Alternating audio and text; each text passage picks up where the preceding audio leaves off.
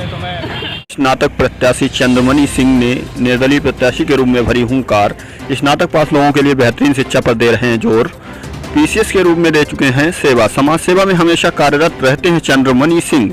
जीतने के बाद शिक्षा और मेडिकल पर देंगे जोर। अन्य प्रदेशों से यूपी में शिक्षा का स्तर लगातार गिर रहा है, जिसे सुधारने के लिए करेंगे हर तरीके से मदद। स्नातक पास युवाओं की आवाज करेंगे बुलंद। प्रदेश में शोषित वंचित स्नातकों की बनेंगे आवाज। प्रदेश में हर गरीब को बेहतरीन शिक्षा और मेडिकल सुविधा दिलाने का है संकल्प। देखिए 70 वर्ष हम लोगों को स्वाधीन हुए हो गए, और एमएलसी का जो चुनाव था, खासतौर पर ये स्नातक जो चुनाव है, स्नातक जो कॉन्स्टिट्यूंसी है उससे, तो इसमें हम ये समझते हैं कि ये प्रबुद्ध वर्ग का चुनाव है। प्रबुद्ध वर्ग के लोग इसमें वोटर हैं जिन्होंने अपना रजिस्ट्रेशन करवा रखा है। लेकिन इधर कुछ देखा जा रहा है कि राजनीतिक पार्टियां जो है इसका राजनीतिकरण करने पर तुली हुई हैं। उन्होंने अपने अपने प्रत्याशी घोषित कर दिए हैं। इससे हमको ऐसा लगता है कि ऐसा नहीं होना चाहिए, क्योंकि कम से कम मतलब स्नातक हमारे देश का ऐसा व्यक्ति है जिसको कि सोचने समझने की शक्ति ईश्वर ने दे रखी है, पढ़ा लिखा इंसान है। वो अपने विवेक से, अपने विचार से जिसको अच्छा समझे उसको अपना वोट दे। हमारे ख्याल से ये चीज़ होनी चाहिए।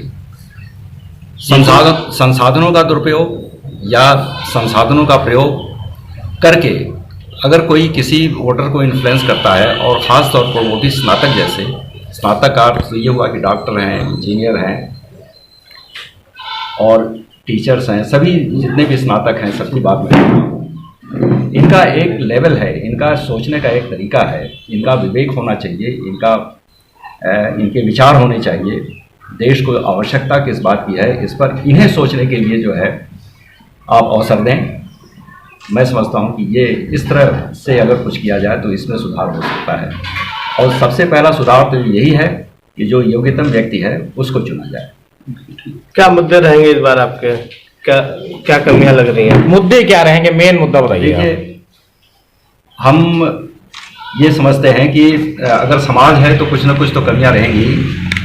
हम इसके लिए किसी को भी दोषी नहीं मान रहे हैं। हम समझते हैं कि कुछ पहल हमको करनी चाहिए और कुछ पहल जो है सरकार को करनी चाहिए। सबसे बड़ी चीज़ जो मैंने अभी शुरू में बतलाया आपको कि शिक्षा का अधिकार जो है संवैधानिक अधिकार हो चुका है, लेकिन उस तरीके से शिक्षा का जो प्रसार होना चाहिए वैसा नहीं हो रहा है।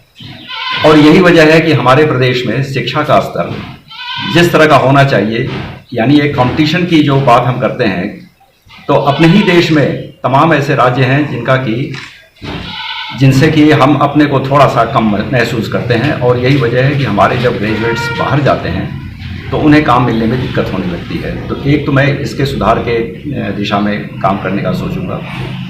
और दूसरा, स्वास्थ्य। हमारे हॉस्पिटल्स ठीक से जब फंक्शन नहीं करते हैं तभी नर्सिंग होम्स और इस तरीके की चीज़ें डेवलप होने लगती हैं, जिनमें बेतहाशा लोग जो है इलाज के मद में जो है पैसे का दुरुपयोग होता है, पैसे का खेल है सब।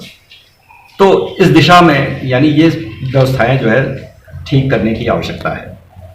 और तीसरी जो है सुरक्षा सबको ज़रूरत होती है सुरक्षा की। अगर हमारा समाज सुरक्षित नहीं है तो हम सुरक्षित नहीं हैं। और हमारी ये पहली प्राथमिकता होनी चाहिए कि हम अपने समाज के सभी वर्ग को एक सुरक्षा की भावना उनके अंदर, उनके मन में जागृत करें। अगर ये नहीं हो पाएगा तो समाज जो है इसी तरीके से उसमें विकृतियाँ आती रहेंगी, कुरीतियाँ आती रहेंगी, और समाज एकजुट होकर नहीं खड़ा रह पाएगा।